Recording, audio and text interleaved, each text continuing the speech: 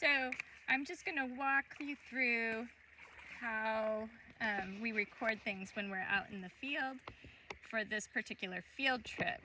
So usually I put the meter number, which I'm using meter number 1 today, and each group would have their own meter. We would have 3 groups, so we'd be doing 3 replicates to get a measure of precision. Today we just have 1 meter out here. Maybe we'll do replicates across the creek with the 1 meter for our precision. Okay, and so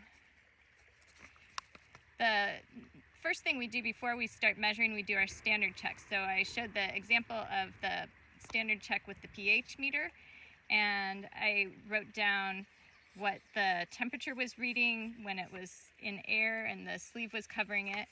And then we stuck it in the pH 7 solution. That was our standard solution, and it measured 6.98. For the EC, I stuck it into the 1413 microsiemens per centimeter solution, and it read 1415 in that one, so it was just like 2 microsiemens per centimeter off. And then for the temperature of the DO meter, it was 23.5, and then I read the DO meter with the sleeve on, because remember the sleeve is representing the air, water saturated air, and so that gave me 101.2, so that's just what we want to see. So Eli and I are going to get into the creek soon and do some readings, and we'll put the time of day that we're sampling over here, and then our recorder will record the things that we measure in the creek here.